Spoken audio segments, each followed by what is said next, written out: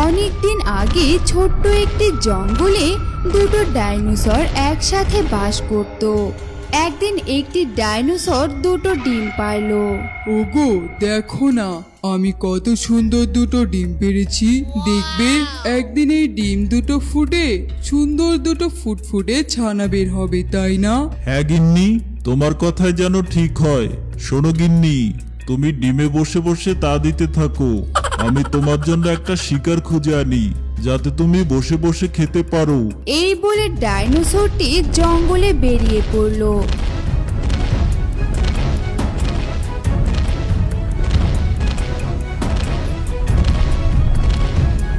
খুঁজতে খুঁজতে একসময় ডাইনোসরটি একটি শিকার দেখতে পেল আর বলল, আরে ওই তো একটা শিকার দেখতে পাচ্ছি, যাই শিকারটা ধরে গিন্নির কাছে নিয়ে যাই, গিন্নি দেখলে খুব খুশি হবে। ডাইনোসর দৌড়ে গিয়ে একটি শিকার ধরে ফেললো।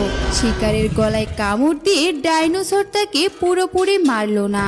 না, এই শিকারটাকে একেবারে মেরে ফেলা যাবে না, যাই জ্যান্ত শিকারটাকে গিন্নির কাছে নিয়ে যাই, গিন্নি মজা করে খেতে পারবে। এই বলে ডাইনোসর শিকারটিকে মুখে করে নিয়ে তার গুহার দিকে যেতে লাগলো। এইদিকে এক শিয়াল তখন জঙ্গলে খাবারের খোঁজ করছিল। ধুর, সে কখন থেকে শিকারের খোঁজ করে চলেছি, কিন্তু এখনো যে একটা শিকারও পেলাম না। এভাবে চললে তো না খেয়ে মরে পড়ে থাকবো। আরে এ কি, একটা ডাইনোসর দেখতে পাচ্ছি মনে হচ্ছে। যাই তো, একটু কাছে গিয়ে দেখি তো। শিয়াল কাছে যেতেই দেখলো ডাইনোসরটি একটি শিকারকে আধা মরা করে নিয়ে যাচ্ছে। এই দেখো, এখানে কি কাণ্ডটাই না ঘটেছে। এদিকে খিদের জ্বালায় আমার পেট জ্বলজ্বল করছে, আর অন্যদিকে বিশাল বড় ডাইনোসরটা সব শিকার করে একাই খেয়ে নিচ্ছে। না না না, এটা তো কিছুতেই মানা যায় না। যে করেই হোক ডাইনোসরের মুখের শিকারটা আমাকে খেতেই হবে। যেই ভাবা সেই কাজ, শিয়াল ডাইনোসরের পিছু নিল। এদিকে ডাইনোসর শিকারটিকে মুখে করে নিয়ে তার গুহার সামনে চলে আসলো। এরপরে শিকারটাকে মাটিতে রেখে বলল, হ হ হ, দেখো গিন্নি দেখো, তোমার জন্য আমি একটা হরিণ শিকার করে এনেছি। এসো গিন্নি, একসাথে বসে শিকারটা খেয়ে নেই। কিন্তু আমি তো ডিমে তা দিচ্ছি। আগে খেয়ে নাও তো, তারপরে না হয় তুমি আবার ডিমে তা দিও। হায় রে, শিকার রেখে তো কোথাও যাচ্ছে না এরা। এদিকে খিদের জ্বালায় আমার পেট চোচো করছে, একটু দূরে গেলেই তো আমি শিকারটা খেতে পারি। কিন্তু শিকারটা এখনো মরে যায়নি।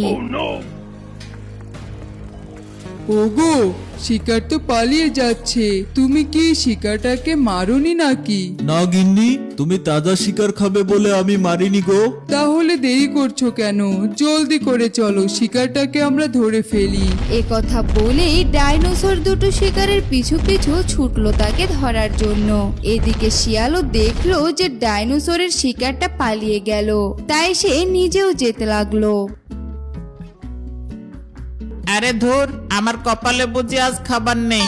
সে সকাল থেকে না খেয়ে আছি, ভাবলাম ডাইনোসরের শিকার করা মাংস খাবো, সেটাও এখন পালিয়ে গেল।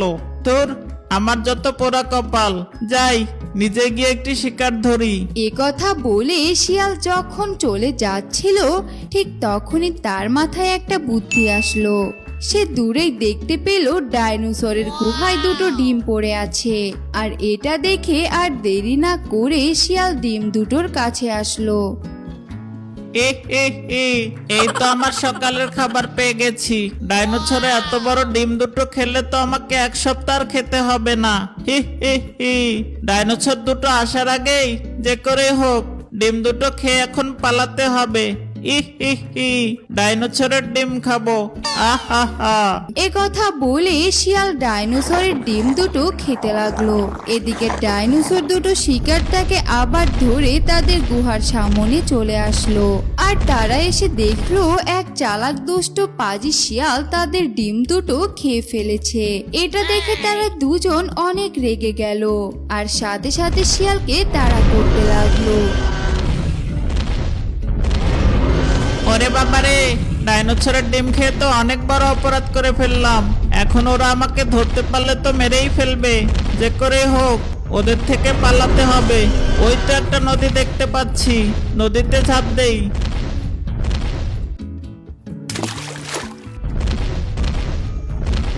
এ কি, কোথায় গেল চোরটা? পাজি শিয়াল আমার ডিম খেয়েছে, আমি ওকে কিছুতেই ছাড়বো না। তুমি কেঁদো না গিন্নি, আমি যে করেই হোক পাজি শিয়ালটাকে ধরে ওর লেজটা কেটে তোমার সামনে রাখবো। এদিকে শিয়াল নদীতে সাঁতার কেটে অন্য একটি নতুন জঙ্গলে চলে আসলো। নতুন জঙ্গলে এসে শিয়ালের আবারও অনেক খিদে পেয়ে গেল। সে এদিক সেদিক তাকিয়ে খাবার খুঁজতে লাগলো। ঠিক তখনই সে তার মাথার উপরের একটা গাছে টুনি পাখির বাসা দেখতে পেল। আরে বাহ, এই তো নতুন জঙ্গলে তো মেঘনা চাইতেই বৃষ্টি পেয়ে গেলাম। আসা মাত্রই একটা টুনির বাসা পেয়ে গেছি। যাই গিয়ে দেখি টুনির বাসায় কিছু পাই নাকি। এই বলে শিয়াল টুনির বাসায় আসলো। টুনির বাসায় এসে শিয়াল দেখতে পেল দুটো ডিম পেড়ে রেখে গিয়েছে। আর দেরি না করে শিয়াল সাথে সাথে টুনির ডিম দুটো খেয়ে নিল। আহ, টুনি পাখির ডিম তো দেখছি ডাইনোসরের ডিমের থেকেও অনেক মজা। এদিকে ডাইনোসরটি তখনও শিয়ালকে খুঁজেই চলেছে। কি গো ডাইনোসর ভাই, তুমি হঠাৎ আমাদের জঙ্গলে কেন গো? আর বলিস না রে টুনি, এক পাজি শিয়ালকে খুঁজছি। ও আমার ডিম খেয়ে এখানে পালিয়ে এসেছে। কি, ডিম খেয়ে পালিয়ে এসেছে? হায় বিধাতা, আমার বাসায়ও তো দুটো ডিম রেখে এসেছি। না জানি আমার ডিম দুটো খেয়ে ফেললো না তো। না না, এখনই বাসায় গিয়ে দেখতে হবে। এই বলে টুনি তার বাসায় চলে আসলো। আর বাসায় এসে দেখলো তার ডিম দুটো কে যেন খেয়ে চলে গেছে। একে সর্বনাশ হয়ে গেল গো, আমার ফুটফুটে দুটো ছানা হবে সেই ডিম দুটো খেয়ে পাজি শিয়াল পালিয়ে গেছে। এখন আমি কি করব গো? হায় হায় হায় হায়। এদিকে শিয়াল পুকুরের ধারে পানি খেতে গিয়ে দেখলো সেখানেও একটি কুমিরের বাসায় ডিম পড়ে আছে। আরে কোন দেশে চলে আসলাম? চারদিকে শুধু ডিম আর ডিম দেখতে পাচ্ছি। এত ডিম তো আমি আমার বাপের জন্যও দেখিনি। যাই, আর দেরি না করে দুটো কুমিরের ডিম খেয়ে নেই। কুমিরের ডিম দুটো খেয়ে নিল। তারপরে সেখান থেকে জঙ্গলে আরো ডিম খুঁজতে লাগলো। এদিকে কুমির তার বাসায় এসে দেখলো কে যেন তার দুটো ডিম খেয়ে ফেলেছে। এটা দেখে কুমির অনেক জোরে জোরে কান্না করতে লাগলো। কুমিরের এত জোরে কান্নার শব্দ শুনে টুনি তখন তার কাছে উড়ে এসে বলল, কি হয়েছে কুমির দিদি, তুমি এত কান্না করছো কেন গো? আর বলো না টুনি দিদি, আমার ডিম দুটো কে যেন খেয়ে পালিয়েছে।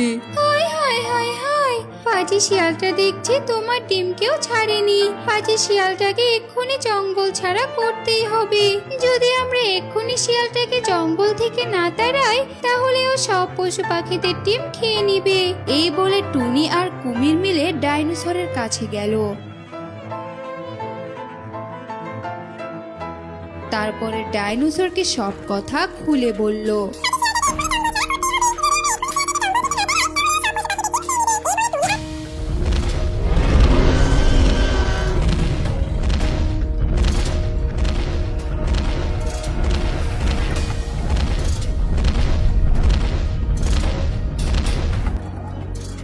ওরে পাজি শিয়াল, তুই আবার ডিম খেয়ে ডাক ডেকে ঘুমাচ্ছিস? দাঁড়া, তোর আরামের ঘুম হারাম করছি।